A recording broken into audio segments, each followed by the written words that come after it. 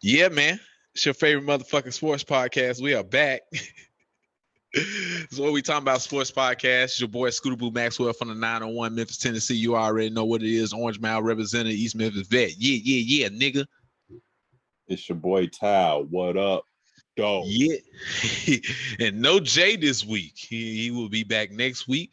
So we about to run this shit. We did this shit plenty of times without Tal. This is the first time doing it without Jay. So this could be pretty cool and shit. So jumping right into this shit. Talking about some basketball shit. Tal boy tore his ACL, man. Jamal Murray had a torn ACL towards the end of last week, and that pretty much dashed the Nuggets' hope. They signed Austin Rivers to try to help him out. They signed Austin Rivers? Mm-hmm. Oh, my God. It's just...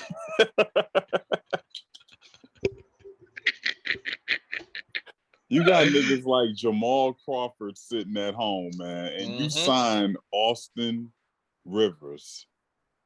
Austin fucking Rivers. Wow. Nepotism in the NBA is real, man. Got my boy Jay Crossover sitting at the crib, man. I guess they say he's too old, even though he's still real. At 40, 41? He better than Austin Rivers. I agree, 100%. No questions asked. 100%. So now the playoff race is basically now in the West between the Nuggets and the Clippers. The Clippers been on a 7-game winning streak now. Last night, 2 nights ago, Reggie Jackson hit a game winner against his former team against the Detroit Pistons. With basically the whole B team, because Kawhi didn't play. Paul George didn't play. Rondo didn't play. It was like, God damn, none of these niggas played. And they went to Detroit, won that. So they on a tear. The Lakers right now, AD is coming back next week. They are saying, they're projecting he's going to come back next week. LeBron still got a little ways out before he makes his way back. But we already know what that's going to be when them two come back. As of now, they were talking about this on Tuesday night. Joker, Nikola Jokic, he is in the front runner lead for MVP at this time because basically the games played. That's why Embiid and LeBron is not in the talks at this moment. And Harden. Did they say Harden? My bad. I'm saying Harden. Oh, I don't know what they said. I don't know what they said. I just know he's missed games because of that hamstring. So that kind of like as soon as he kind of got his MVP momentum going, he pulled his hamstring. So that's unfortunate. Yeah, I agree. I'm with you on that. Harden definitely was in those talks before he get injured, man. We're about like a month out now. I think the play-in games is May 13th, they were saying. So we're a little less than a month now before the playoffs get ready to start. I'm very excited for that, ready for that shit to get to going. Yeah, need the Grizzlies to keep catching L's like they did last night. Luka Magic. If you would have called me, I swear to God, I would have cut my phone off. I was so sick watching that game. Throws, man. You gotta make free throws. This is why you don't trust a fucking Dookie to close any fucking game out, yo. This is why I hate Duke players, yo. Grayson fucking Allen. All you had to do was hit one free throw. One, and you're like an 80-something% free throw shooter. And you get up there, you miss both free throws? Come on, man. And then Luka Magic. There's nothing else to say about that. So sad. This motherfucker hit a floater. Everybody can't handle the bright lights when they on them, man. So I always say, your boy Grayson ain't built. He ain't built for it, man. He's not built for it at all, man. Come on. And the bad thing about it, he had a great game last night. That's the bad thing about it. He had 25 or some shit like that. He was going off. Couldn't hit the fucking free throws at the end of the fucking game, yo. Killing me, yo. I'm literally yelling in my crib. Like, let's go. Game over. Grayson Allen is going to the free throw line. This bitch I said, get the fuck out of here. I said, yo, watch Luka somehow get it. And at first, the play, that was an amazing drawn up play by Rick Carlisle. That's why he is who he is, to get Luka the ball. And this motherfucker hit a floater 3. Bitch shot a floater from the fucking 3-point line. Nothing but net. Game over. I said, get the fuck out of here. They really hit this shit. I said, yo, please nobody call me or text me. Thank God nobody called and text me. I would have cut my phone off. Like, fuck this. I'm not talking. I'm sick right now. Yeah, man. Sorry, man. I mean, I'm hoping they lose. Pulling for them to lose. We got the bet going. So I know we got the bet. I know we got the bet, man. And shit. But I think my Grizzlies still in 8th right now because the Warriors losing, even though Steph went off again last night, hit 11 threes in 3 quarters. He was just torching the shit out of the Thunder. That shit was just bad. Steve Kerr. What the fuck, yo? This has been like a month straight. Steve Kerr. When do you put him back in? You see Steph try to Steve Young on your head, on your brain. I don't have a clue why I got Steve Young in my head. I haven't seen Steve Young. I haven't seen his name anywhere. I just fucked around and said, I don't know. I don't know either, man. But he wouldn't put him back in the game, man, after those 11 threes in the quarter. It was like, nah, let him go ahead, get them 3 more threes and break his own record for most 3-pointers in the game. Right. 3-pointers in the game. So, but yeah, man. So at this time, this is where we at home. What the hell just happened? Okay, we good.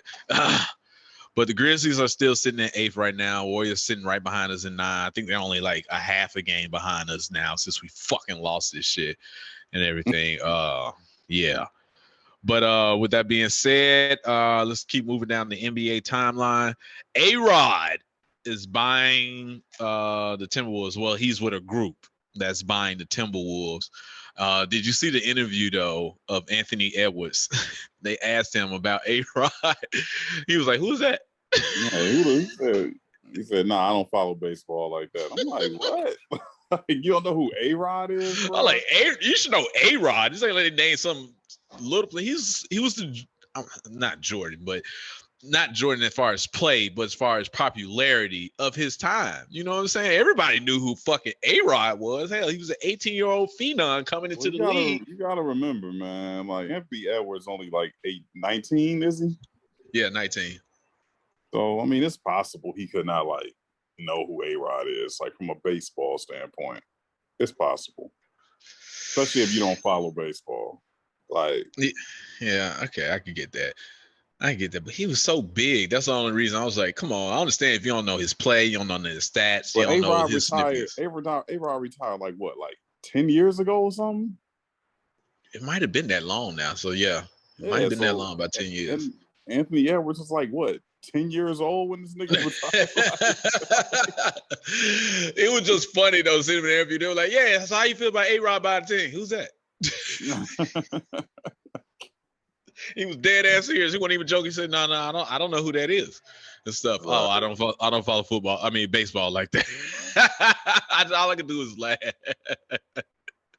That dude's just comedy, man.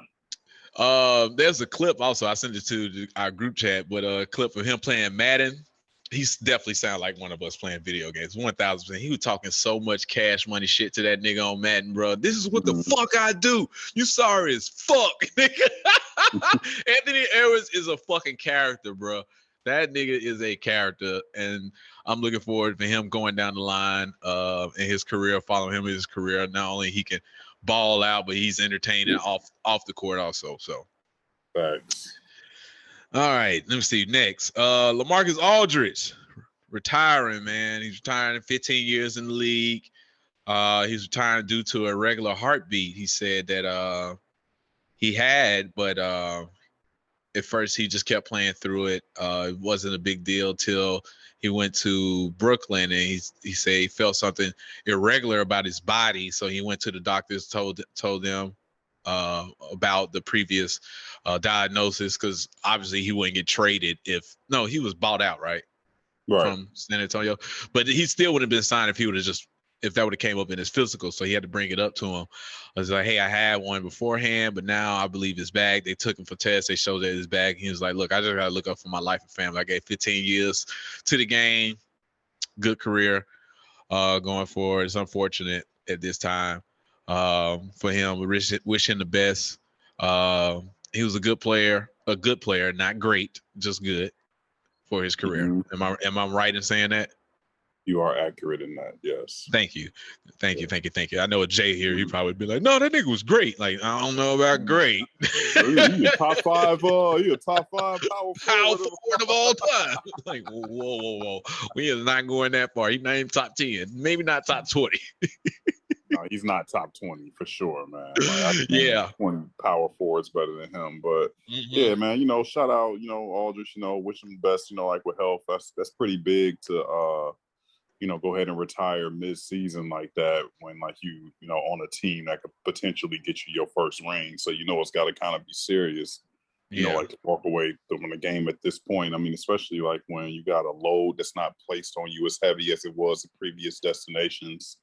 To where you just kind of, can kind of coast it. You spot up, you shoot some mid-ranges, some threes, and play about 20 minutes, and you're done. So it must have been something more serious in the past for him to retire and not just be like, yo, I'm gonna take a break or, be back at the playoffs or something like that. Yeah, it had to be bad. What put out Chris Bosh? Was it something similar? Was it blood clots or something like that? Blood clots with Bosh. Okay. Yeah, it was blood clots with Bosh. All right. It's just unfortunate, man. I hate to see that, like you just said. This was probably be his championship run year to actually really have a chance to win his first championship in his career. Actually, hell, I don't think he made it past the second round of his playoffs since he was in the league. I don't think so with Portland. He made it out the first round a couple times because of Dame and Brandon Roy, but I don't think he got past that in his career. Then when he went down to San Antonio, they went to the second round and lost. When he played with Tim Duncan. So he didn't never make it past the second round, unfortunately, in his career, man. He was a good player or whatever, good for the era that he was in. Not great. There was a lot of power forwards, even in that era. Chris Bosh, Kevin Garnett. Blake Griffin was at his height then. He was a better power forward than Lamarcus Aldridge and stuff. So, but shout out to him for him retiring, and hope things go well for the rest of your life. Now, it's the shit that you brought up to me that I didn't know nothing about. This KD versus Shannon Sharpe shit. I had to go look up more details about this because I didn't know nothing about it. I saw the tweet. It was like, oh, because I'm sensitive. But I didn't think nothing else about it. And then you told me, and I was like, hold on, let me look more in details in this shit. So it started off, I guess, with the Michael Rappaport thing. That's what kind of started the talks about it.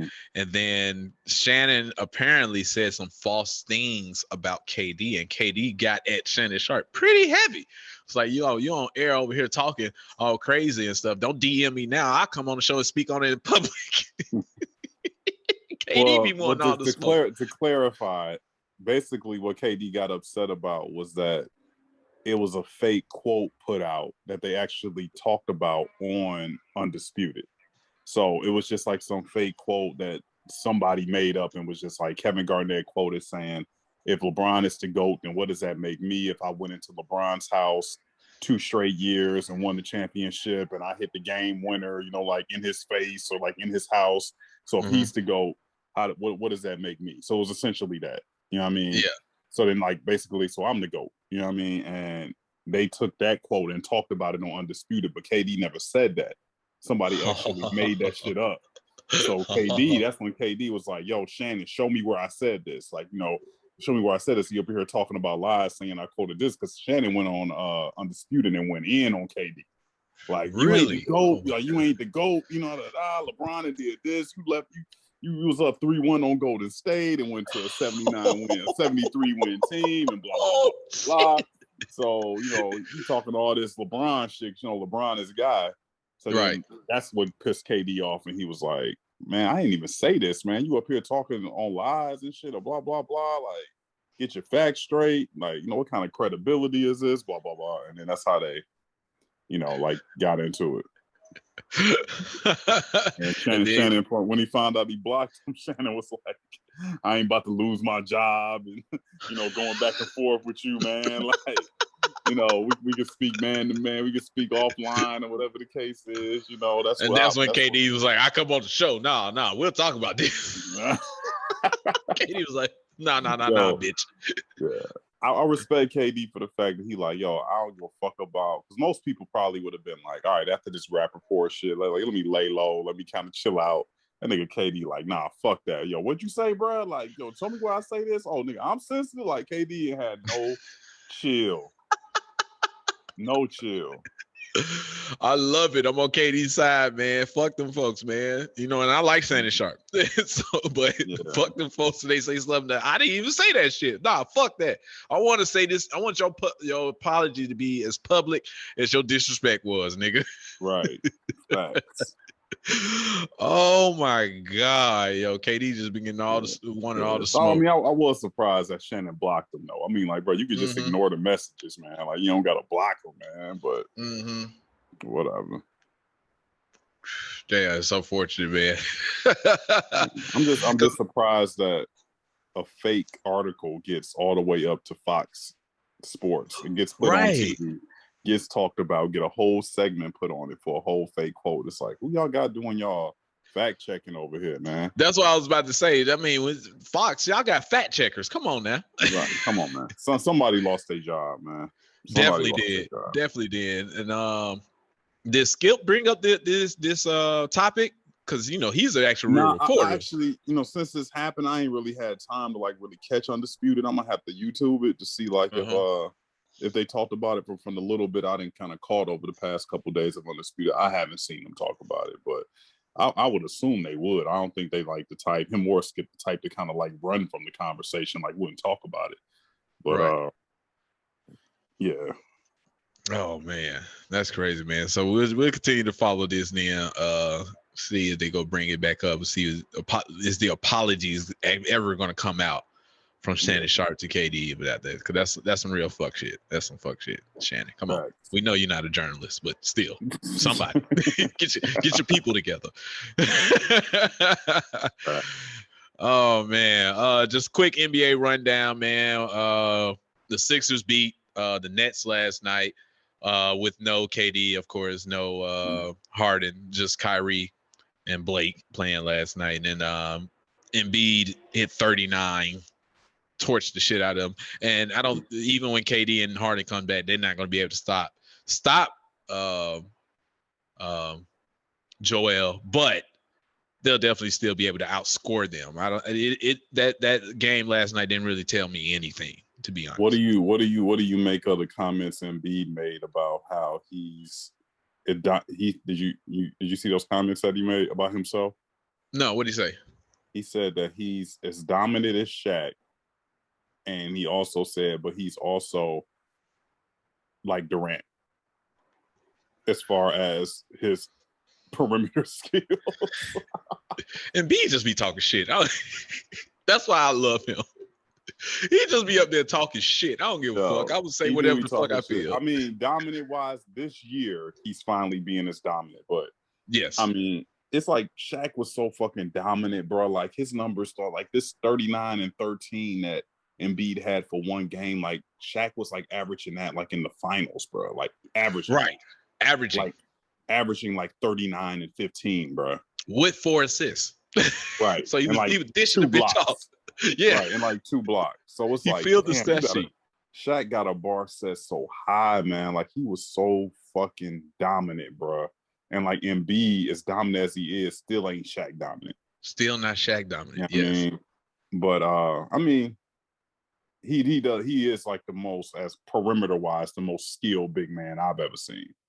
I would say ever. Like I ain't seen those 7 foot, 290-pound centers out there doing fucking legit step backs. Step backs, like, Euro steps. Right. Yeah.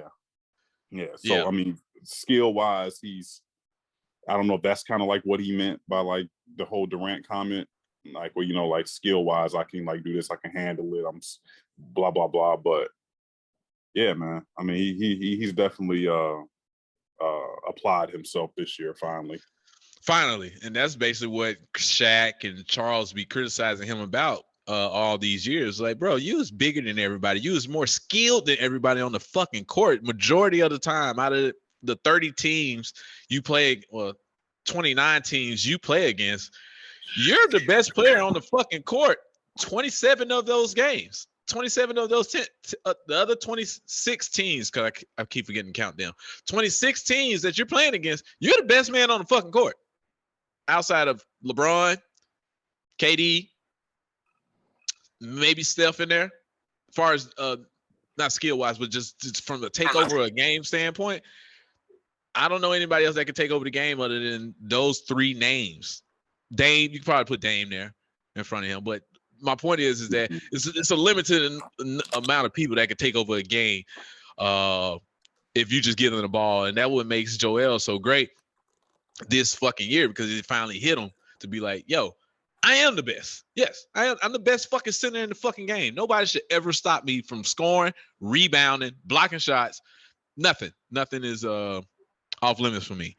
So I still don't trust Ben Simmons though, because I don't like Ben Simmons. I don't give a fuck what he had 28 the other fucking day and all this other shit. I still don't trust him. I don't like him. I don't. It's a personal bias. He could be as good as he want. I don't give a fuck. Until you start shooting the fucking jumper consistently, I don't fuck with you. This is your job. People like I mean, all that shit in the regular season is cool. Playoffs is when they're going like shrinking everything and, you know, have like, you know, defenses like really focus on actually stopping your shrimps like for real. So I know he kind of got last playoffs, but I mean, the difference, people always want to say, oh, well, Rondo couldn't really shoot, but he still would shoot and was still had to like respect it. You know what I mean? Yeah.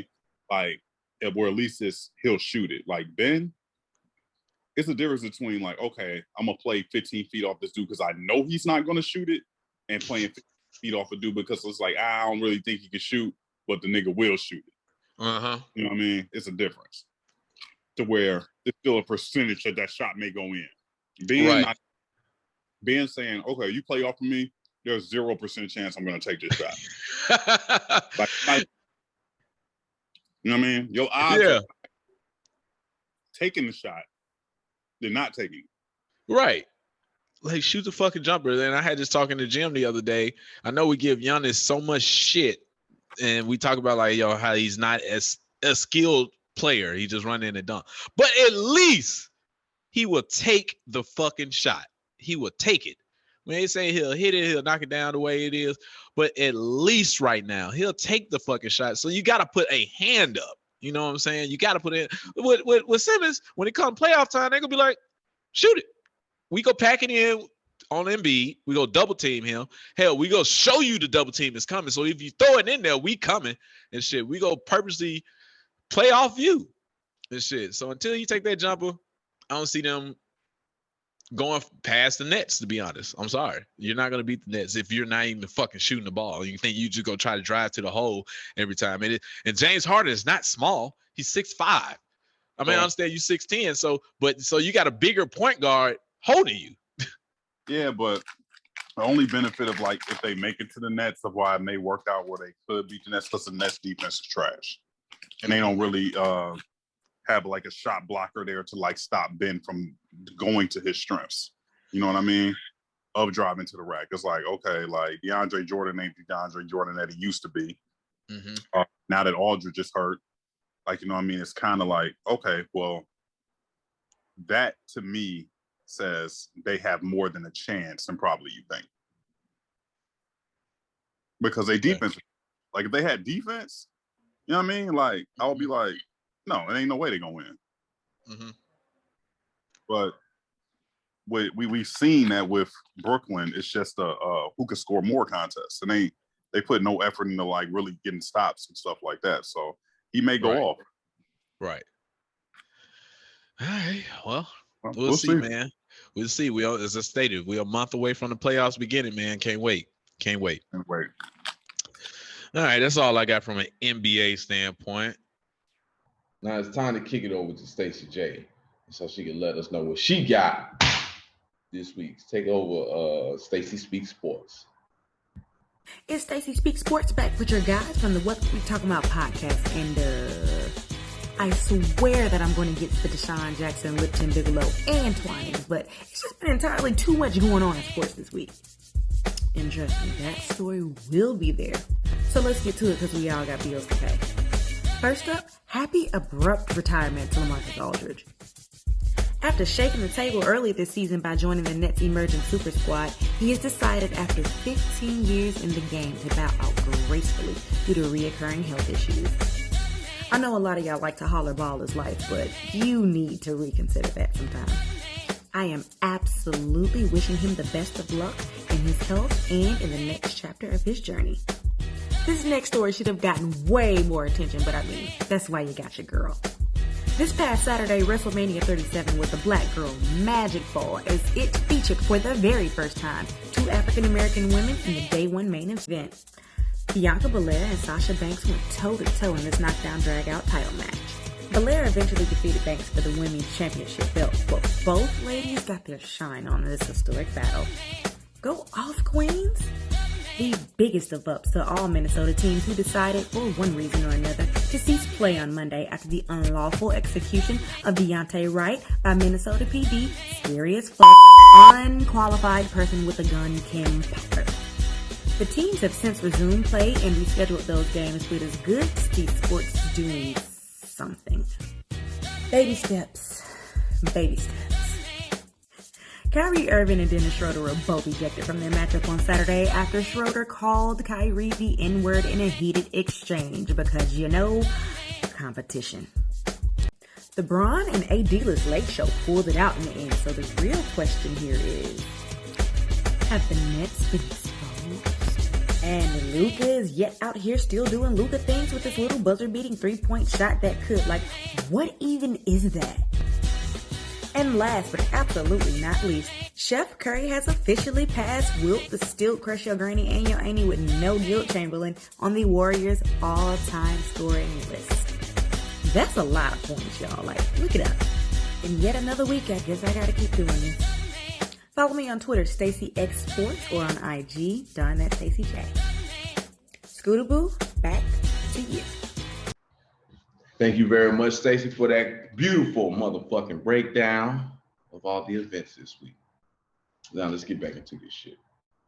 Moving on forward, NFL, it's a little news to talk about. We got Julian Eldeman retiring, came out and retired this week. Patriot. Great Patriot. But here goes the big catch of the game to beat them punk ass Falcons. Yes, he did. You fucking right. Unfucking believable. On 3 niggas. On 3. Kept it from hitting the ground. Kept the drive going. Mm-hmm. Hey, big shout out Eldeman. I like how he always respond to all these racists with a hell yeah. Hell yeah. Like we talked about last week. As soon as somebody say something racist against Jewish people, he is the first motherfucker there. Like, hold on, bitch, come with me. Come with me. Come on. Yeah. Let's go to the Holocaust Museum, bitch. I'm with you, Julian Eldeman. Let these racist fuckers know. Except for Miles Leonard. Fuck him. Yeah. Fuck he too racist. Let him be racist on his own. Fuck him. All right. But yeah, Julian Eldeman retired. But the talks that's going around is, and you're a Patriot fan. Well, you're a Brady fan, but you was the Patriot fan during this time, so you could talk more on this. Is Julian Eldeman a Hall of Famer? That's the big talks that's going on in the sports world right now. No. I don't think so either. No. I don't think so either. And I don't think that's disrespectful to Julian Eldeman saying that to him. I mean, you got 1 Super Bowl. Yep, you got it. You're talking about receivers, bro. Like, come on, man. Like, you don't look at Julian Eldeman and be like, that's a Hall of Famer. Or that's like I don't even think that you could be a Hall of Fame receiver if you're not a number 1 receiver, or at least number 2. Right. You got to be a number 1 at some point in your career. Some point. Right. You got to have the longevity also. Yeah. And no. Not at all. I don't think so either. Especially if Sterling Sharpe is not in.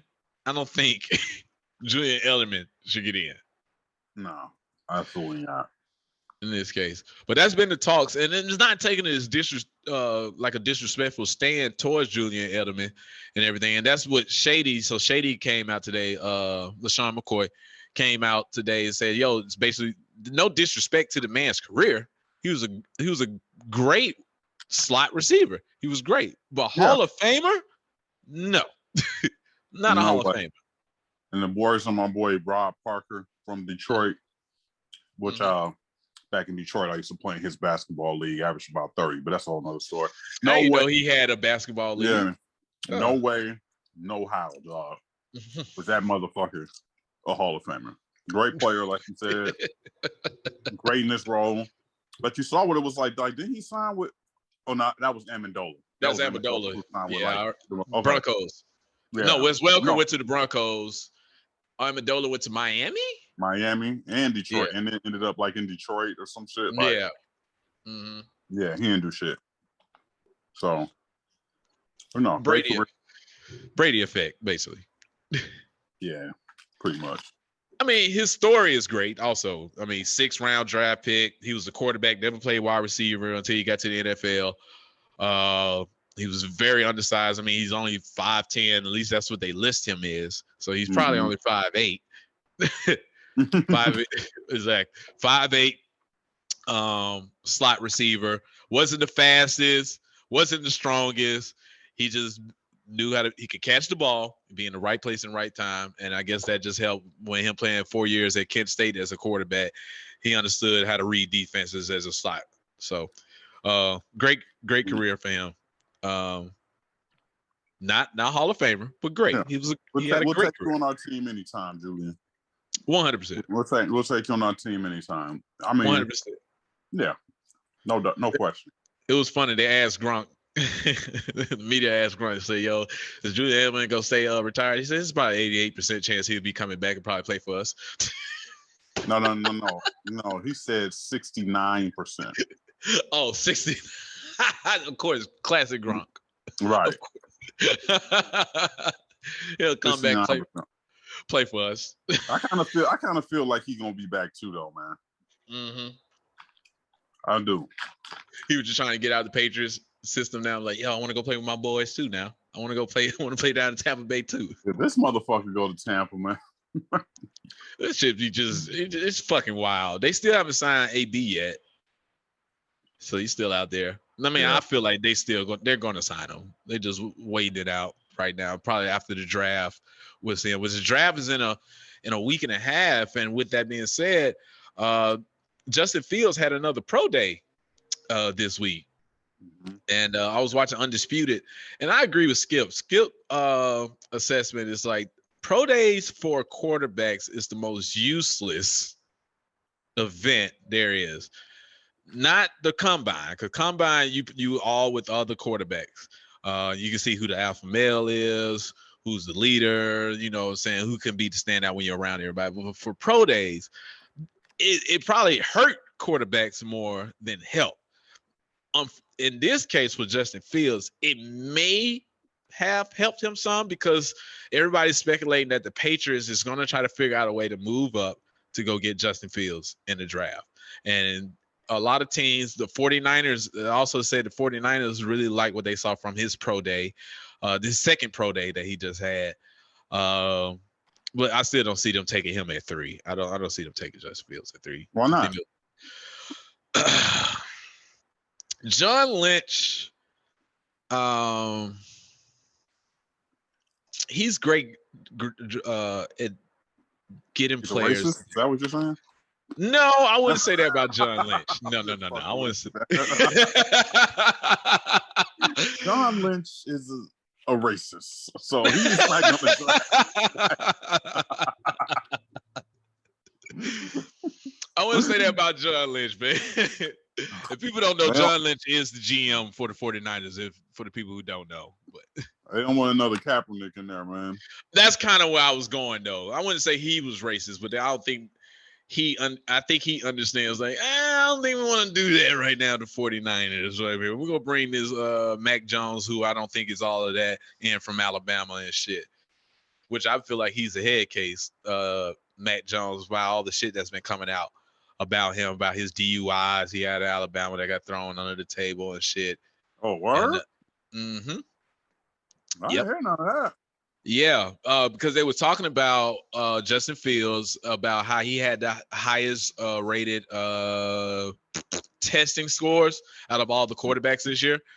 And why is his character being questioned and not Mac Jones? Because Mac Jones is the one who actually had a DUI and had issues not this past year, but before he was the starting quarterback, had issues at Alabama and stuff.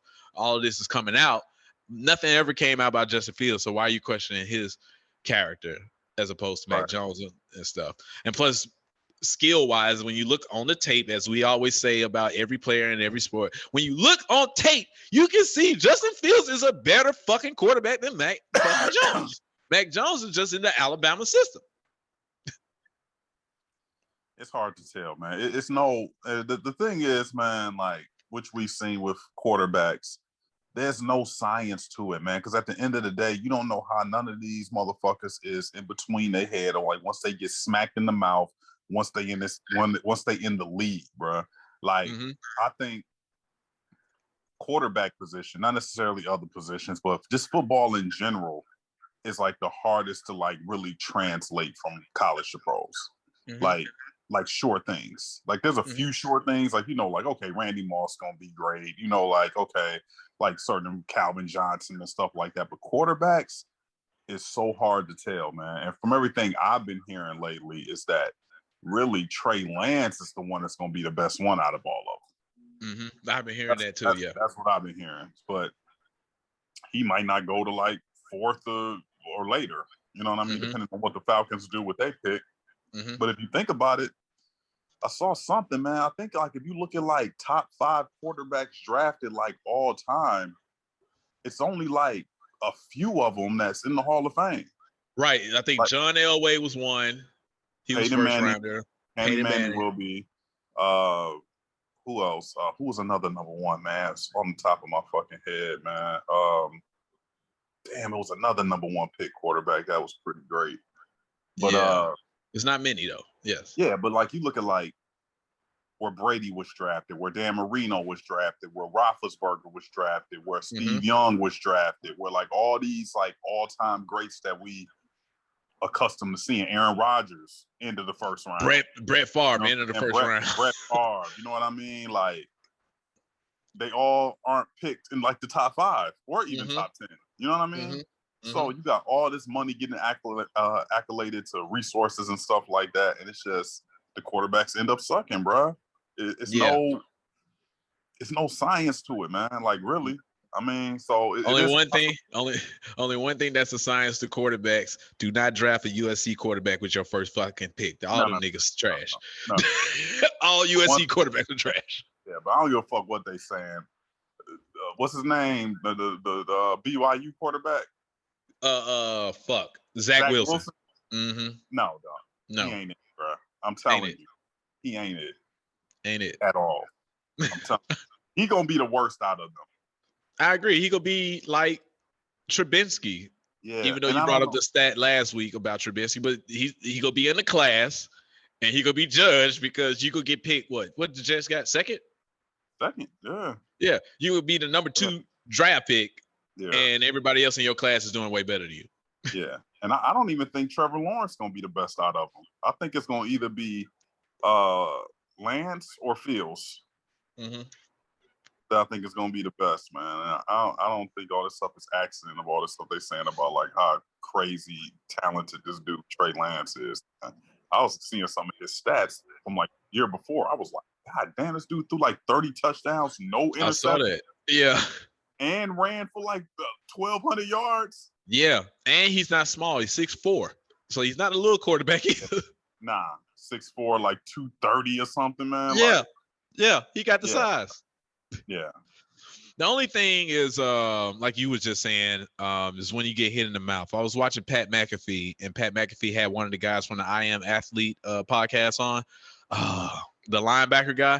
And he was saying that Pat McAfee was saying, he can't watch college football after playing in the NFL. He said, it seems like watching Pop Warner to me because, hell, I could probably go out and my old ass, unathletic ass, I could be a Heisman Trophy winner because when you just play the game a certain way, and the linebacker, I cannot think of his fucking name right now, from I Am Athlete was saying, throughout Pop Warner, high school, college, I was the most dominant motherfucker there was. Nobody could touch me.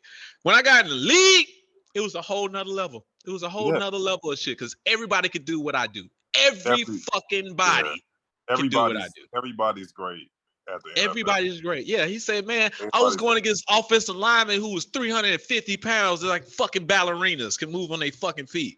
I said, I never experienced that. I used to run right past offensive linemen. Yeah. So you might get one that might can do something. He said the whole line can move. He said the NFL is just so fucking different from the college game that you just cannot tell as to what you were just saying when it comes to quarterbacks majorly, but then anybody else also. It's hard to evaluate those guys. It's just either it's like, hey, you got it or not. What the fuck? Nobody saw Justin Herbert being the fucking offensive rookie of the year this fucking year coming out of Oregon. Right. Yeah. Nobody saw that, man. Nobody. He didn't look nothing. He didn't look nothing like that at Oregon, man. Yeah. Nothing like that. Nothing. Now, I will always say it's dependent on your second year. First year, you can always get away with it because nobody has no tape. That second year really says it all because now people got tape on you. They know your tendencies. These niggas are fucking madmen. The defensive coordinators are madmen. They know the game so fucking well. They go tailor some shit, hide the coverage on your ass, hide this blitz. You ain't gonna know what the fuck going on. So really to evaluate a quarterback in the league is always dependent on that second year that they're playing and starting or whatever. So yeah, and then when I saw who Zach Wilson played against this year, bro, like, did you see the teams? Nobody's. Like, literally nobody's. And they lost to a couple of them nobodies. Mm-hmm. Like, Northern Alabama or some shit. Like schools I never even fucking heard of, man. Like, I'm like, who the fuck is this school? North Atlantic, Florida and shit. I'm like, what the fuck? Like, these niggas played nobody, man. I don't give a fuck how good you can throw, what little sidearm shit you can do. All that shit is all fine and dandy when you playing against nobody competition, man. Right. Where they don't even have a 5-star anything on their team. No, nobody. Nobody. You essentially playing against high school seniors. Yeah, and it's like, of course you're gonna look good. The Jets just can't get right, bro. Like they really about to fuck this up. Really about to fuck this up when you can have Trey Lance or Justin Fields, but y'all are so set. And here's the crazy thing: he's gonna start right away. Yeah, immediately. Yeah. So we about to really see how trash he is, like right off top. We kept them out in the AFC North. We can go ahead and just push them to the side. They're gonna be last. I mean, East, AFC East. They're gonna be last. This is basically gonna be a 3-way between Buffalo, Patriots, and Miami. Jets. Yeah, you out the way. Nah, you out of there. You out of there. Oh man. I saw something interesting though. I don't know if this was just a rumor. It says that Carolina still want to go after Deshaun Watson. I mean, why not, man? I mean, he got to go somewhere once he get out of jail, right?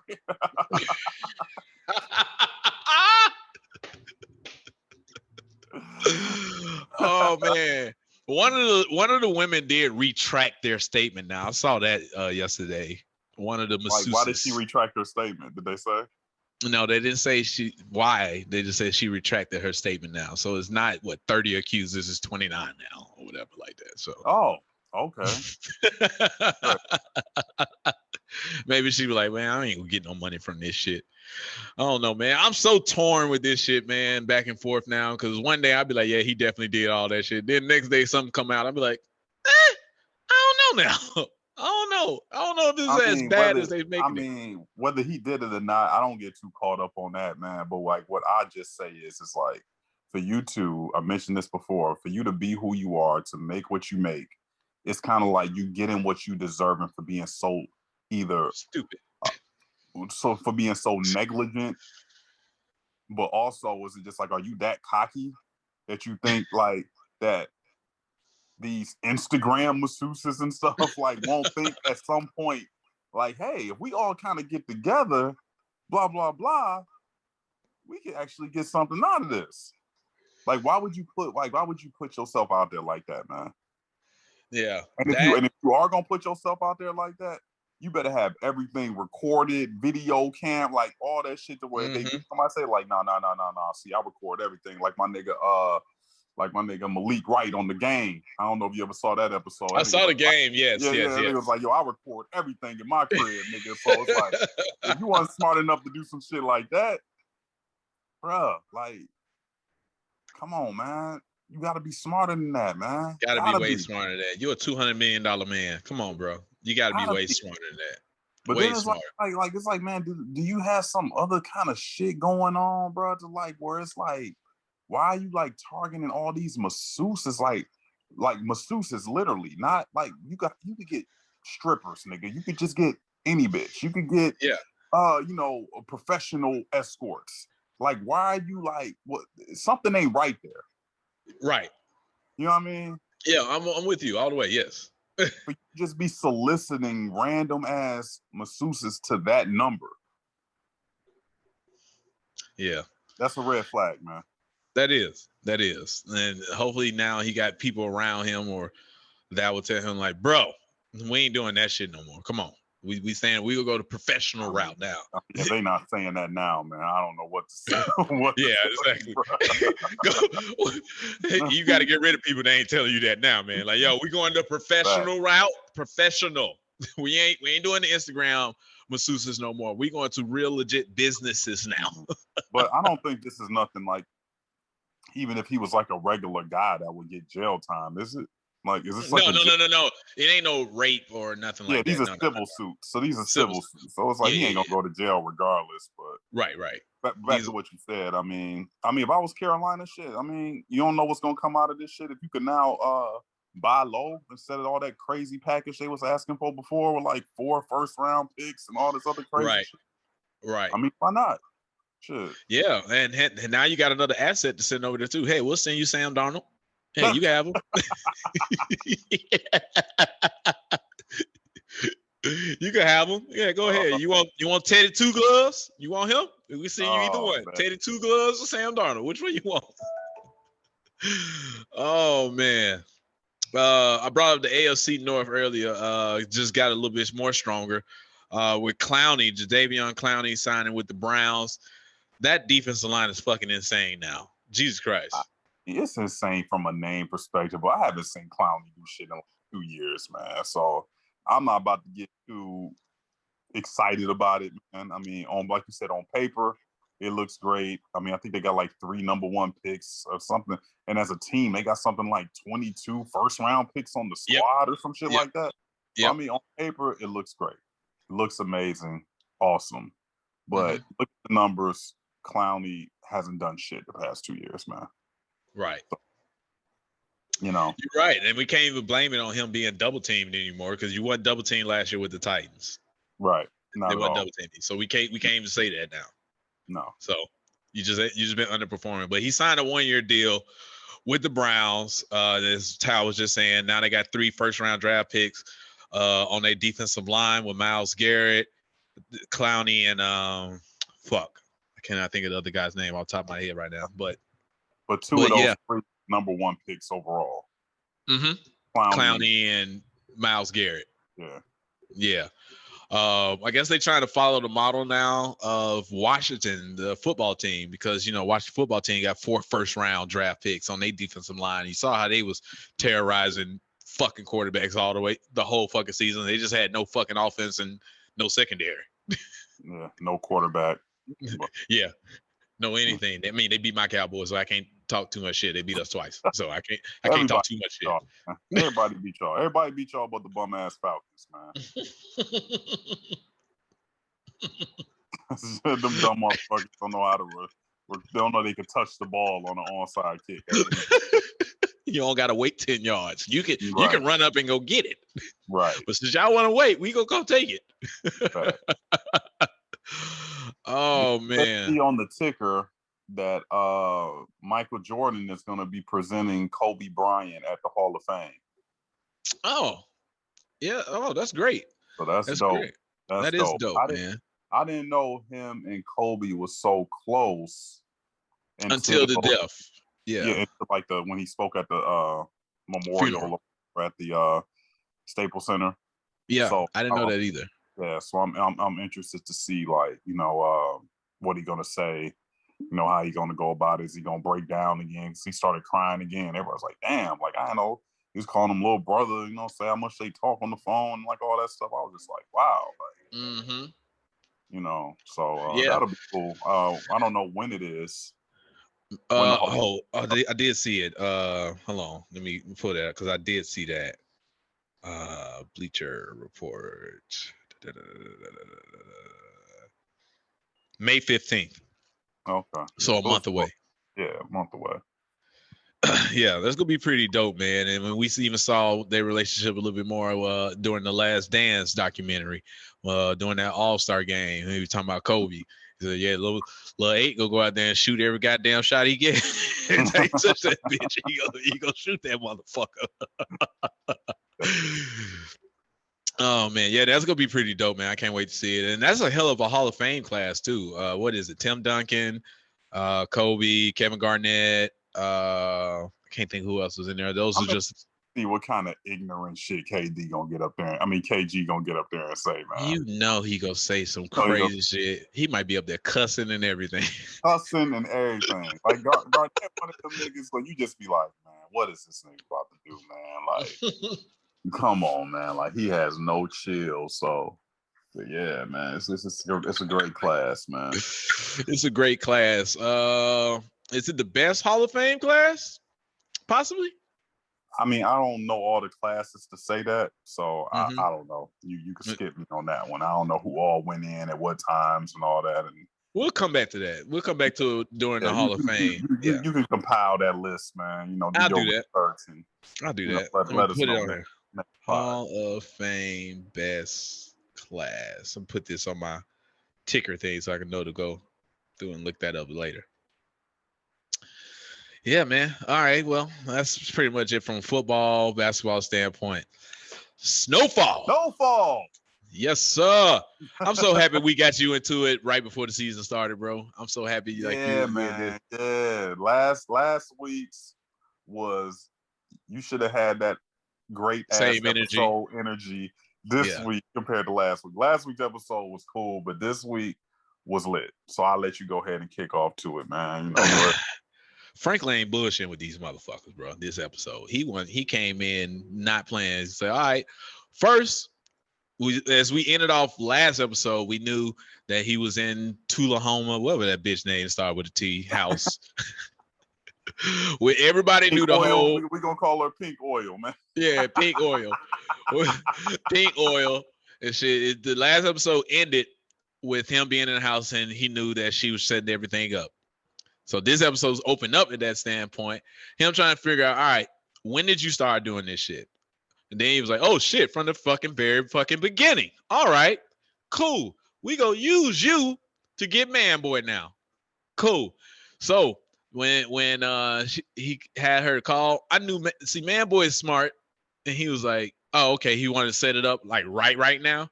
Okay, yeah, I'll be there. But Franklin is so much more smarter. He was like, yeah, he's going to come here. He's going to come to the house. He's not going to meet me at the spot. And so when that nigga showed up, when Man-Boy showed up, I said, oh, shit. I said, man, Franklin got to be there. Yeah. Pop so that nigga. Yeah, so when she stabbed Man-Boy, I was like, why isn't she why are you like running away after you stabbed him one time? Like, not he about to kill your ass. Like, why ain't you going to keep stabbing him? But then I was like, oh, okay, Franklin and them probably there. And they gonna, go ahead and like do their thing. But what'd you think about Man-Boy's how he went out? Like, as far as like, I like the way he went out. Like I like the way he went out. He knew he was about to die. So he like, yeah, I'm still about to go out like a G. Like, I'm still about to talk shit to all you motherfuckers. I love it. I loved it. My sister carved your nigga up like some Christmas ham. Christmas ham. I say, let's go, man, boy. That nigga straight like on some Eminem 8 Mile shit. Like went down the line, insulting every one of them niggas while he got like 3 bullets and a stab on him. Franklin kept shooting that nigga. Boom, shot him again. All right. He's like, Leon, you Franklin's bitch. Nigga. Jerome, you let your nephew run you, nigga? man boy was talking cash money shit before you went out. But it was so funny when they finally shot the nigga. He's like, man, that nigga always did talk too much. I was like, yo, that nigga do be talking, dog. Talking his ass off, but I love how he went out. I'm glad he ain't go out like no bitch. Like, nah, nigga, I'm still say what the fuck I gotta say. You go shoot me, Franklin? Hey, that was gangster though. Y'all know, look me in my eyes, shoot me. All right, boom.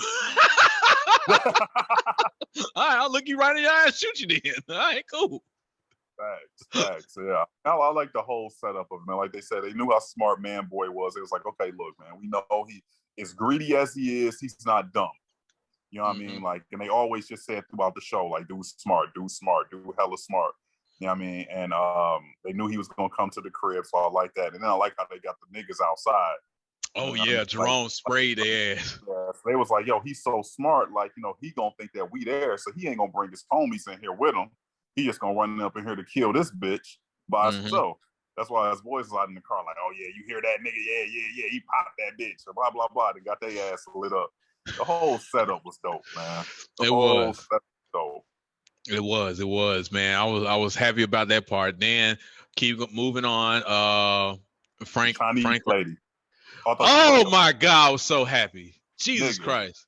Nigga, I was watching that shit last night. I said, he put in something in that bitch drink, bro. I was like, he put in something, like he fooling this bitch. I was like, he put in something in her drink when he went to go get the Jameson. You know what I mean? And then then sure ass stumbling out the fucking thing. Like, yo, Reed did that shit so smooth, man. Reed is CIA to the fucking core. He's CIA till I die, nigga. Till I die. I don't give a fuck they moved me off this job, nigga. Did they really move him off the job though? I think I don't know. See, that's why I'm confused that when he was walking out and he started talking to Gustavo, that's when I thought like, okay, they did move him out the job when he told Gustavo, look over your back, watch yourself. They don't really give a fuck about you. All right. I'm just telling you that right now. So watch yourself. So that's why I thought he was really off the job. So when he went to go meet with old girl, I did not think he was really like when he told her everything. I said, yeah, he gonna kill this bitch. There's no way in hell he gonna let her just walk the fuck off like this. Ain't no way in hell. Either he gonna kill her or he gonna take all the information back. Like, nah, I'm gonna get this tape recorder. And then when she got that wreck, I said, oh yeah, she dead. It's over with. Yeah, he did. And like he said, like whatever he gave her, like she couldn't move and shit. So I was just like, yeah. When she was like kind of stumbling out the bar, I was like, yeah, man. She's about to die. And I was like, good. That's what her ass did. Everybody tried to warn her ass, man. Hop and Bob tried to warn her. Like, everybody tried to be like, yo. Tell them about that gun line, boss. Right. Do you know what you're going against? Like, do you know what you're doing? You know the Pandora's box you opening. She got fired from her job. You heard her mention that. So all that shit that she was doing thinking her job got her back, nah, bro. They got you the fuck up out of there. Yep, you gonna go to the Black Panthers. You gonna go to the Black Panthers and try to talk. Right, trying to be some martyr and shit. And even then, her ass didn't even have the balls to start talking.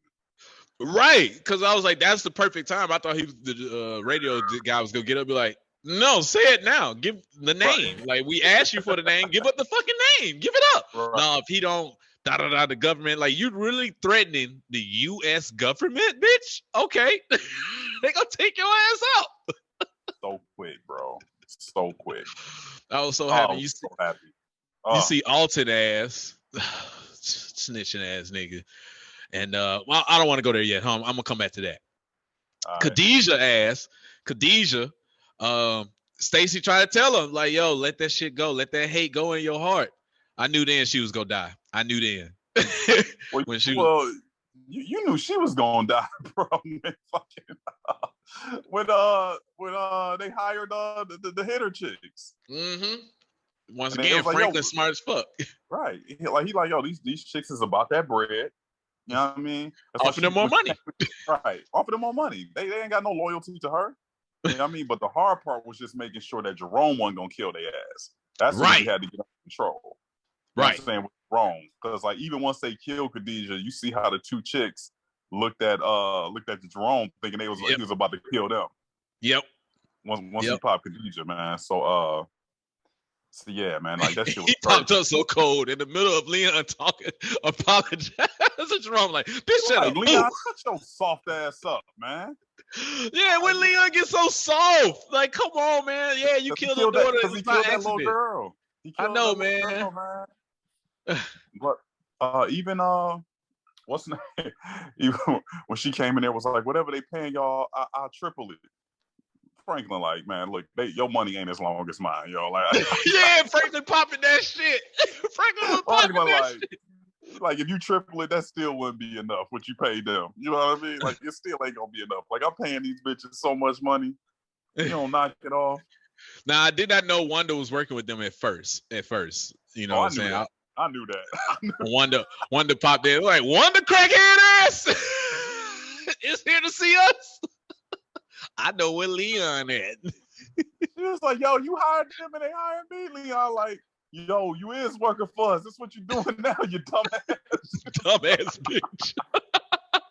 She was like, oh, okay. Yo, she's playing that role well. She's playing this crackhead role well as fuck, yo. Right, oh my God, bro. That shit was so funny, man. But Franklin finally got his head right and starting to make these moves real smart, man. Yeah. Like, real smart. For real. Yeah. Yeah. It was a great show, man. Like that show. That episode was I can't wait to the finale, man. So I guess the finale, Reed about to be beefing over killing his pops. Yeah, so that's what I was bringing up. So Alton snitching ass when he brought the Asian lady over there to the Black Panthers to talk on radio. I knew right then. I said, man, Reed go get Alton ass. He's gonna get this motherfucker.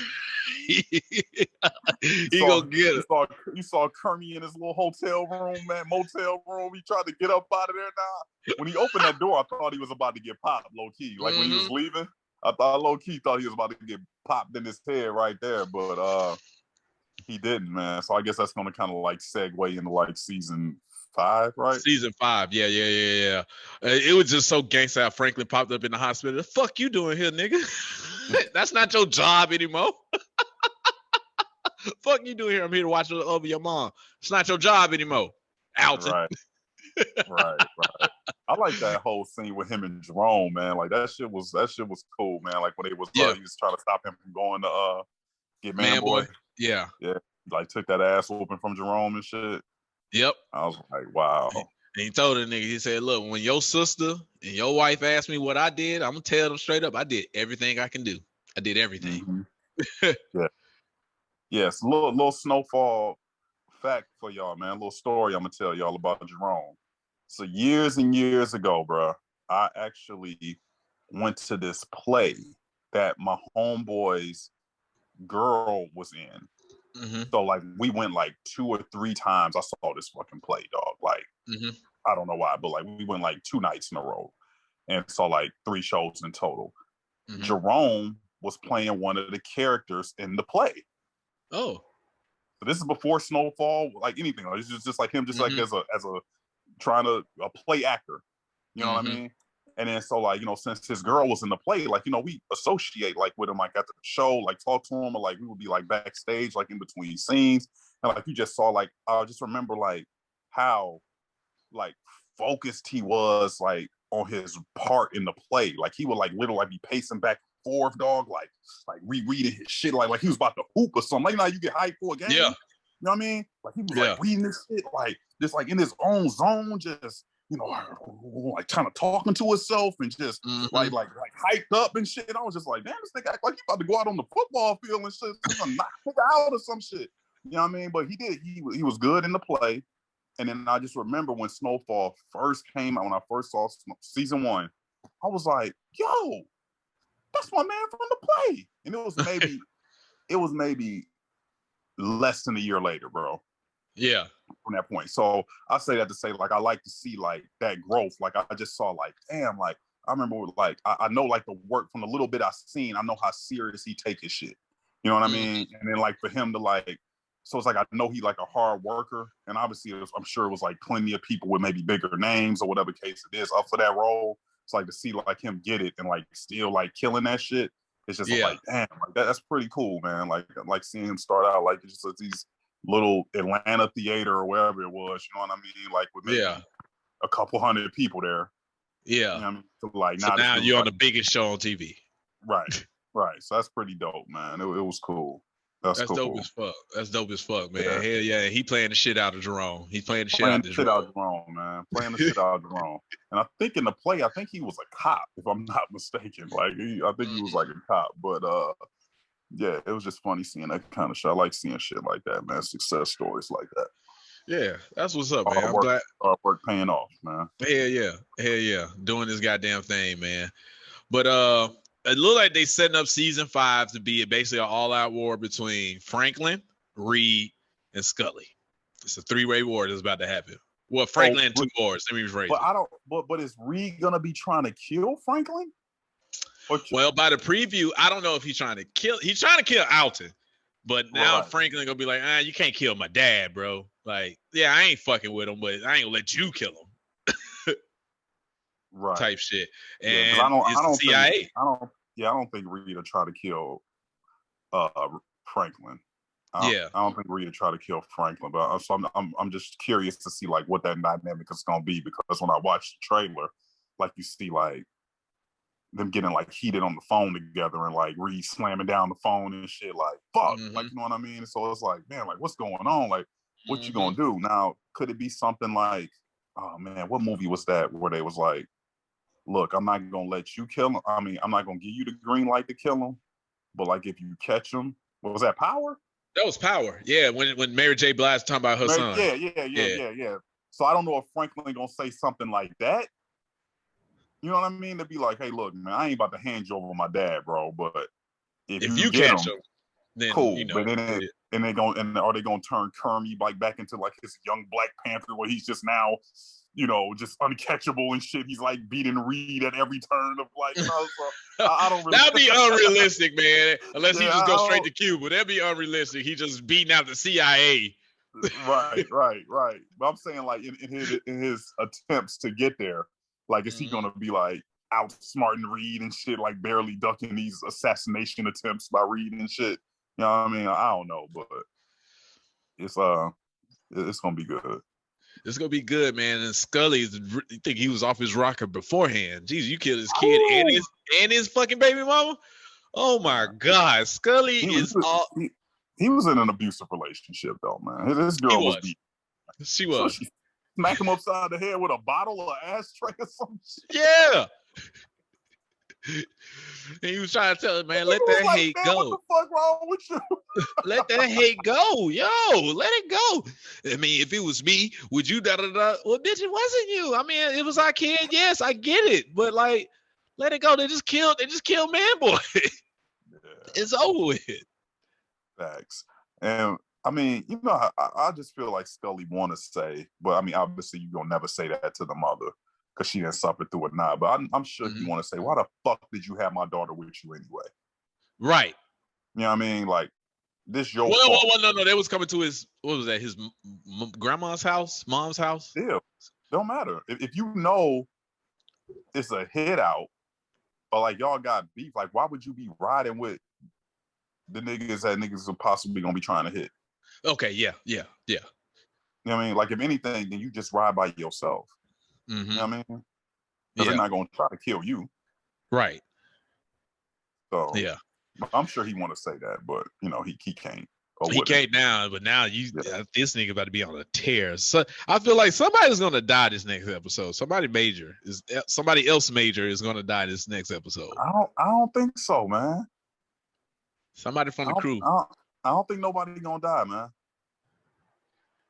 If I had to make a prediction, and this is where Jay would come in, because he'd be like, the mom. I'm like, bro, she's not gonna get killed. He's been saying that for like 5 straight weeks now.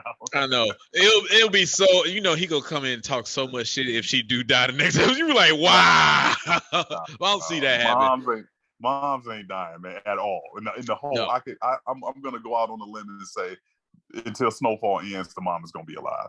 They're not gonna kill her. They're not gonna kill her. I say, if anything, it'll probably be Peaches in a war. I say Peaches or Louis somehow end up and get killed. Louis. Which one? Who's Louis? Jerome wife. Oh no. Hell no. I just don't think nobody gonna die next episode, man. Mm-hmm. I don't think so.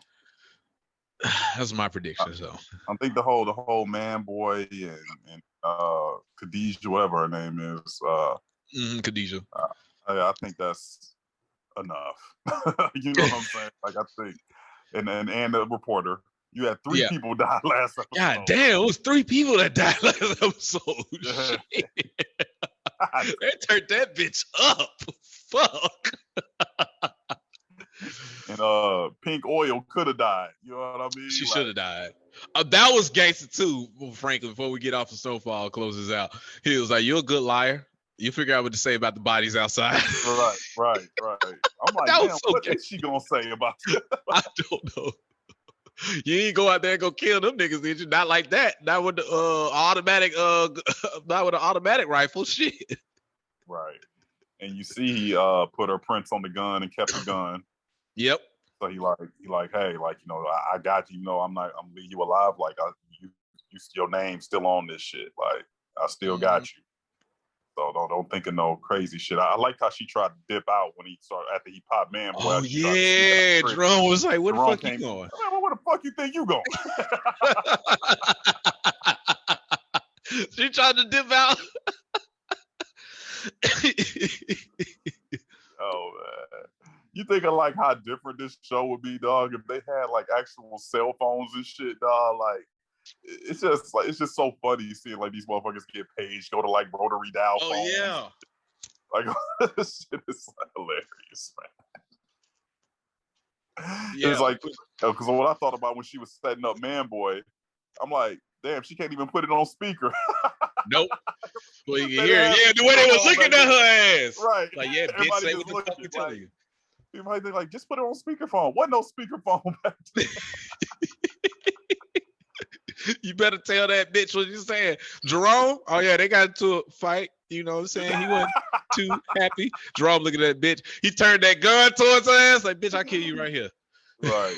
Turn that Uzi on her, nigga. He's like, bitch, make the call. I ain't trying to hear all this shit. You try to get out of it. Yeah, tell us what the fuck you did. It's your fault that Louis got shot. All right, bitch, I'll kill you right now. But I'm not. Yeah, it's so much shit I find comical on that show. Like, the episode before, like when or even this episode, like when Franklin was trying to stop him to go from going to get Man Boy. It's like, bro, you going through all this shit. You've been at the hospital. Your girl just got shot. You about to go at the Man Boy. Nigga, you still got your suit buttoned up to the T, nigga. You ain't loosened your tie, nigga. You ain't unbuttoned your top collar button, nigga. Nothing. You all the rings on. Nigga, you ain't even unbuttoning your suit jacket. This nigga was like suited and booted and ready, nigga. I don't give a fuck about nothing. I ain't thinking about shit else. Right. Most niggas would have been like, unloosen they shit. Like, man, fuck, man, nigga, I'm about to go kill this guy. This nigga was fully dressed, my nigga.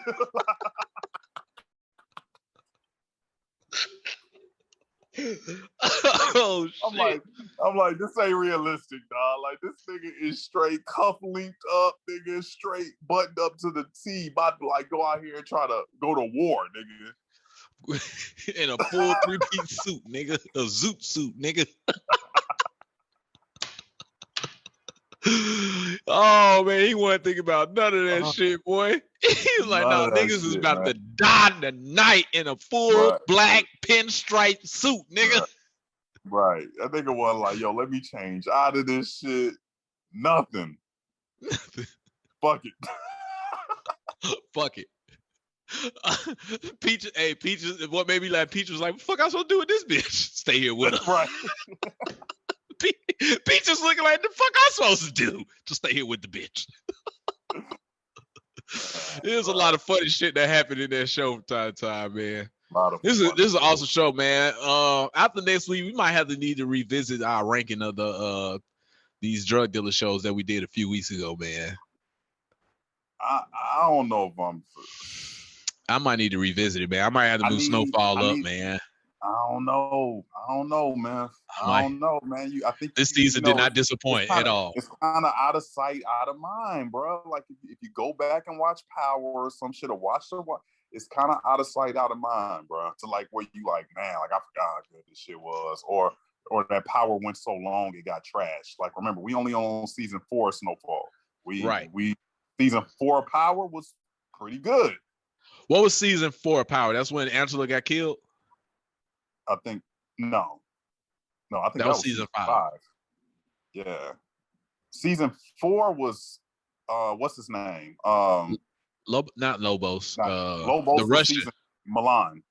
Milan. There you go. Milan was season 4. Okay, yeah. That was like Milan, Jason. You know what I mean? Like, well, one thing I will give Snowfall is I like the villains on Snowfall because like. The whole Milan, Jason thing, like I never liked Jason on Power. Like Jason just was like, what? Like it just something off about him, man. Like it just like he wasn't like he didn't have like that Lobos kind of like aura to him and shit like that. Like Milan was just like, But so I do like the villains on Snowfall. Yeah. But it's tough though, man. It's tough. It's tough. It is tough. It is tough. I know. I think we're a month away from Ozark final season. I think it comes out next month. Ozark come back in, so we ain't gonna be left short. People been telling me to go check out Queen of the South. I haven't seen an episode of that yet. Yeah, I've been hearing about that for years, man. I tried to watch like an episode, and I just couldn't get into it, man. I mean, maybe I'm wrong, but it just don't interest me like that. Sorry.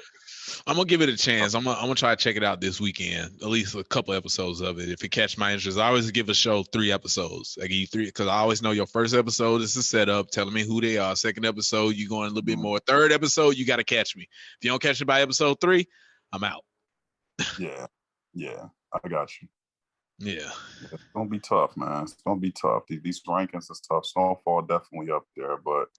You know, we got to see what Snowfall looked like at a season 6 or something like that. You know what I mean? Yeah. To see if it fall off. Unless you just want to compare like season for season as far as like, okay, out of the 4 seasons of this show, first 4 seasons of that show, we can rank if we do that, I still put Power ahead of Snowfall. Yeah, I think I would too. Yeah. If we just comparing the first 4 seasons and stuff, like you said, because it didn't like we was just talking about, Power didn't start going like, all right, man, until season 5 that when Angela got killed. That was the only excitement that whole season. It was like, oh, okay, all right. But then that it was like, it's pretty boring. Right. So a Ghost Tommy dynamic is hard to beat, man. That duo was hard to beat. You're looking at like a Stringer Bell and was it Avon? Avon. Mm-hmm. You know, Barksdale. You got Avon. You got, would you say Franklin Jerome or Franklin Leon? Which one would you say? Like that would be like the quote unquote duo of that show? Would it be Franklin Leon all the way up until this season? Jerome really stepped out this season. Yeah, so you got up Franklin to then it was Leon, Franklin like, Leon. It ain't many beating, man. A Ghost and Tommy, man. Like, yeah, Ghost and Tommy was on another level. On another level, just character-wise, like like just they dynamic, and then just even as individuals, you know what I mean? Just, Tommy can carry the shit by itself. Yeah. That's why when they came out with all the spinoffs, everybody was like, "Well, that's hell. The only one I'm gonna watch is Tommy." Right. It's the only one I want to see. I just want to see Tommy shit. I don't want to see anybody else. Right. They was equally as strong, but opposite in regards to just like even like the paths they was on. You know what I mean? Mm-hmm. Like Tommy on like some wild fucking killer shit. I ain't never trying to go straight, nigga. I ain't never trying to get out this life. I love this shit. Ghost on some like. I'm just as down to kill niggas, murder, do my shit, but nigga, I got a family, nigga. I'm trying to get out this shit. I'm trying to get out. They dynamic was what really made it dope, man. Mm-hmm. Mm-hmm. So yeah, that's a tough one, man. That's a tough one to beat. That's tough to beat. Yeah. Anyway, man, I think this was a pretty good podcast without J-Ass coming with wild ass facts. Yeah. So to touch on a little bit of music real quick, man. Did you see the Cameron Drunken Champs interview? Amazing. Yes, I watched that whole 3 hours. That was amazing. Oh damn, you watched the whole thing? I watched the whole 3 hours, bro. I watched the shit with the Jay-Z part with the old boy. That was funny. Shit, that was funny. Shit was funny, man. That whole story was funny. Where Cam was just being petty as fuck. Just petty. Yeah, take erase. Oh, he didn't even hear it. He said, "Erase the verse." Right. He's on the song. Erase the verse. Take it off. I don't care. He took my verse off Petey Crack shit. No, and I like every time I hear old boy, I'll be like, man, I wonder how Jay-Z would have freaked this shit. Like how Jay-Z would have rapped on this shit. Every time I hear it. Yeah. Every time I hear it, I just like, and this nigga Cam petty ass want to say erase Jay verse because he erased mine, nigga. Fuck that. He erased mine on one of the C artists on right. Rockefeller. Right. It was a Petey Crack shit. Yeah, man. But I just like, I think Rockefeller should be a movie, dog. Like they should definitely come out like, or like theories, like, you know, like where it's like you know, like the Jacksons, where it's like, you know, 3 parts for like 2 hours each damn time. You know what I mean? Like where you could like spread it out over like 3 or 4 days or some shit like that. Yeah. But yeah, definitely, because how he was Cam was talking about with Dame, like how like, yo, nigga, like why you trying to like put this Philly shit together? And like, nigga, why? Like, nigga, this nigga ain't signed to you. Like, why the fuck? Like, you kind of saw like dynamic of like how Dame was like, he was Dame, but it's kind of like you could kind of see how he contributed to like a lot of the bullshit. The downfall, right. Where I could see like Jay being like, nigga, like you can see Cam was kind of low key tied, like, yo, nigga. The fuck? Like this nigga ain't even signed to you, nigga. How you gonna say he only got to rap with state property and blah blah blah? Like, yeah, we could have brought him over to the Diplomats. Right. Could have brought him to Dipset, man. But yeah, that should be a dope ass. That was a dope ass Drink Champs. I like how he was talking about how he set up an office inside the Def Jam and shit because they wasn't using this area. He was like, well, fuck it. Fuck it. We gonna put some desks over here. Yeah, I like how he said, like, you know, like Jay wasn't no hater either. You know what I mean? He was like, that nigga, I needed 5 signatures for everything I did. He was like, that nigga always got that nigga signature. So whatever like beat he had, like that nigga still like, you know, green lighted or whatever it is I had to do and shit like that. So he was like, that shit was cool. So I was just like, man, like listening to them stories and just remembering that era, man. I'm just like, yo. The only thing I wish they would have brought up though when they was talking about Jay-Z doing all that is when Cam thought he sent somebody to shoot him. They ain't bring that up. You remember that when Cam got shot? Yeah, I do remember that. Yeah. That's the only thing I wish they would have brought up was that standpoint. Like, why did you think it was Jay-Z and Rockefeller people? Because the dude threw up the Rockefeller sign, but that's not from Jay. Jay wouldn't do that. Right. Nah. I wish he would have asked him about that, but it didn't come up. But everything else in that Drink Champs interview was pretty great. Just that whole Cameron, just how he got in the game and then working with Dame, how he got over to Rockefeller. That story was just interesting. Fuck, how he even got over there. Like, yeah, I used to do some street shit for Dame when I was a kid. And I just had to, we fell out. I had to just basically put my pride in a bottle and be like, yo, I need a deal, bro. Right. Then the story he gave, you know, like about like when he's like, I was Dame's little nigga. He was like, Bleak was Jay little nigga. He's like, I just remember Jay having that bread. You know what I mean? He was like, we went to lunch. He's like, I could, and Tata. No, he said Emery. Yeah, no, Tata. Yeah, Tata. He was like Tata. He was like, Tata pulled out a stack like this. He's like, 'cause I didn't have like $1. I just got kicked out of college. He said, I didn't have $1. So like when the bill came, he said it was him, Dame, Jay, and Tata. And a couple bitches. And he was like, when the bill came, he's like, man, I ain't got $1. I hope this nigga Dane got me. He said, this nigga Tata pull out a stack. He was like, man, look, I can't be having no nigga shorter than me out here getting more money than me like that. He said the next day I went to go get some money. He said I was gonna rob, steal something. I had to get some money. Fuck that. Fuck that. This little nigga pulling out stacks. Pulling out shit. Knots out here, bro. Knots. Like, what the fuck? That was a great Drink Champs interview, man. But you know the one thing I hate about Drink Champs the most, or at least that interview, Nori talked too much, dog. He does. Like every time, like the story I'm saying about Jay, he kept interrupting Cam so much. Yeah, while Cam was trying to tell the Jay-Z story. Okay, Cam, wait. So you trying to say Jay-Z? So Jay-Z said, so he actually, the producer said or Jay said the erase your shit. Okay, go ahead. Wait. So you trying to say, I'm like, nigga, shut the fuck up. Let this nigga tell the story. Let him tell the story. Yeah, he's telling it. Oh, let's get him a drink. Oh, no. Y'all ain't got a drink. Okay. No, get him a drink. I'm like, oh my God, bro. Oh man. Oh, there's one more thing before we go on about that Drink Champs one. I don't know if you say you didn't watch the whole interview, right? No, I didn't. So he was talking about this part, and I always wondered in the song, who the fuck was he talking about? Cam had a song on that Come Home With Me album called Dead or Alive. And they always black out somebody's name and shit. And it's like when he talked about the time when his chain got snatched. Cam was talking about when his chain got snatched, they went to some show, and he said it was Chris Lightly, not Mike Lightly, the one that died, but his brother. And shit, it was a show, and this one Nori, because you just remind me of that when Nori was like, "Oh yeah, I was on that show. I went early to go get my money and shit because I knew them niggas was always funny with this shit." And Cam was like, "We didn't know that, so we got there late. We was gonna close it out, and they ain't have our fucking money when we got there."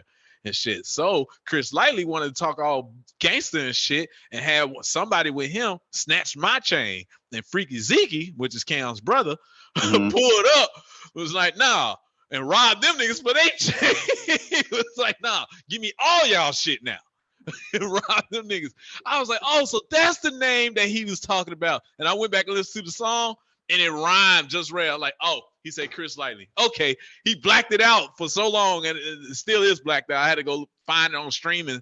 I was like, damn, he still don't say the name on the streaming services and shit. But it was Chris Lightly. That's what he said. Wow. Yeah. But one thing we got to end on, man, we ain't talked about, man, was rest in peace DMX, man. Yeah, rest in peace DMX, man. Yeah. Dark Man X, we lost a good one. Yeah. Great legend. I'm glad he was able to get the verses off and shit to appreciate his music and shit. For the younger viewers and younger people out there, they don't know that DMX was the biggest rapper in the world for 3 years. Biggest. Bigger than Jay-Z, bigger than Pac was, bigger than Big. He was the biggest. He was bigger than Jay? I think he was bigger than Jay during that. What was that, 98 to 2000? Because he dropped 2 albums in 1 year, and that went number one. Both went number one. He sold out Woodstock. Of course, that's the classic footage that everybody show. Yeah. And Jay-Z wasn't. He was Jay, but he wasn't Blueprint Jay. Blueprint was 01. He was Hard Knock Life Jay.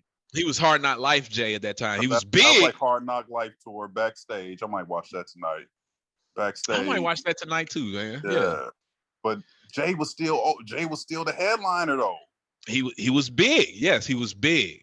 But DMX was bigger because not only from a music standpoint, but then he had the Hollywood movies too. He had like two movies that went number one. Was Romeo Must Die and what was the Aaliyah joint? Hold on, the Aaliyah joint was Romeo Must Die, right? Yeah, it was Romeo Must Die, and it was Cradle to the Grave or some shit. Cradle to the Grave with Jet Li. There you go with Jet Li. He had 2 number one movies during that span. Also, he was a Hollywood star and a music star. But Romeo Must Die. That nigga literally was in there for 5 minutes, dog. He didn't have a role in the movie, nigga. The nigga was just guns don't kill people, people kill people, nigga. Okay, that was but he really wasn't in the movie. Okay, but he wasn't Cradle to the Grave. That was him all the way. He wasn't Cradle to the Grave. Classic black movie, Belly. Can't of course, Belly. That. Of course, Belly. One of my favorite movies of all time. One of my favorites too, man. One of my favorites. Bitch lying. Bitch lying. Yo, man, fuck a book, man. When was the last time you read a book? Never, motherfucker. What was his name? Buns. Buns. That was his character name. When was the last time you read a book? That nigga said, never, motherfucker. I'm out here running red lights, smoking. Fuck this shit, nigga. I'm unstoppable, nigga. Bag the dope. Bag the fucking dope. Count the money. Count the money. Niggas getting shot in the middle of fucking Midtown at the restaurant, nigga. Just sat there too. Niggas was in Atlanta wilding out, man. The fuck, yeah, Belly class. If y'all ain't seen Belly, man, slap yourself, man. Please, yeah, slap yourself, man. You got to go watch Belly. Belly is phenomenal. Man. Phenomenal. I want to say, from the how's it going down, man? What they want from a nigga, man. Shout out if y'all watch the video, man. Shout out to Lisa, man. That's all I'm gonna say, dog. Lisa. You know how you start naming, start naming. I gotta watch the video now. Now I gotta watch the video again. Now I'll be like, who is Lisa? Shout out Lisa, y'all. Wherever you at. Wherever you at now. 20 years later, wherever you at, bitch. You probably still fine. You probably still fine as fuck. Shout out to you, bitch. Shout out Lisa, man. I'll let your boy, man. What up? Oh man, been a minute. It's been a minute. They said, man, they never answered what these bitches want from a nigga. They never answered that question throughout the whole song. He never really said what these bitches wanted. Man, crazy, man. But yeah, DMX, man, he definitely one of the great rappers, man. Like 100. And it's like crazy. Like I'm glad they got like a lot of this shit out. Like you remember the Rough Riders doc they did on BET. You had that come out, man. You got I'm pretty sure they're gonna be coming out with more shit now. But you mentioned the verses. You had the verses for maybe the people who younger generation who maybe didn't really know like all his songs and whatnot. But yeah, man. Like I mean, I was always more of a Jay fan than DMX. I remember one of my homeboys back in Detroit. He was just DMX till like he died. Like we would always just go back and forth. He would make the same arguments you make. Nigga, 2 albums in 1 year. Nigga went #1. Nigga, blah blah blah. So like all this other shit, man. But like I mean, DMX was hard. Like don't get me wrong, but I'm more of a Jay fan. But DMX definitely is he definitely that deal, man, for sure. Yeah. As I said, I'm a huge Jay fan. Jay is my favorite rapper, but to me, I believe that DMX at one point, at least for a year or two, it was before the Blueprint, so people don't kill me. It was before Blueprint that DMX was actually bigger name than Jay-Z. Not music-wise. I won't argue about that, man. I wouldn't, because you're not saying like who's like the better rapper or some shit like that. Right. Yeah. I want to say it's just like he just had a lot more going on in his catalog at that time. Portfolio, I mean, whatever you want to call it, but. Yeah, I mean, but they call him. He was an A-list celebrity. Jay wasn't. I don't think Jay ever been an A-list celebrity. You know what I'm saying?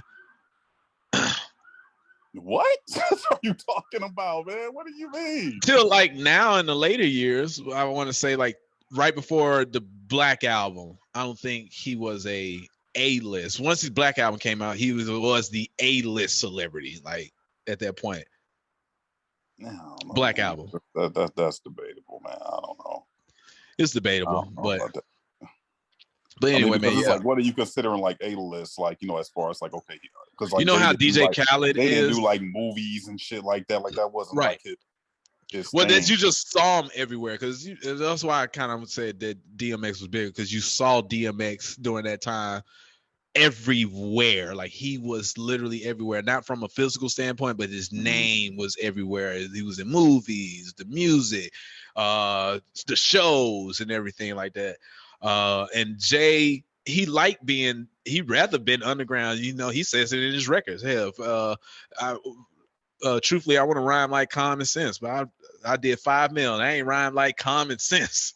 But Jay preferred to be the underground guy. DMX took that commercial shit, still himself.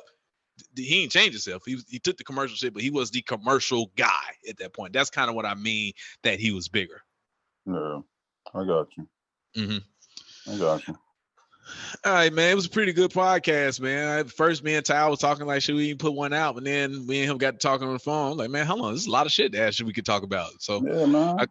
I'm glad we did it. Man. So, fuck with us every week, every fucking Friday. We are here. Like, subscribe, comment, share, and talk shit with us. And for the time being, the shit. And we might be making a move one day off of YouTube. Maybe we'll stay on YouTube. But I'm trying to work on some shit in the background, Tal. I'm trying to get us to a little network. Yeah. All right. I'm trying to, at least. I gotta clean some stuff up. I gotta get a better camera, but but it's in the works though. So I got that for you though, man. I got that. You do? Okay. I need to come over to the crib so I get a camera and stuff. It's a thing I'll talk to you offline. But I call you. Got to do something? No. I'll call you once we done with this. So, all right, man. We out. We every fucking Friday. Fuck with us, yo. Peace.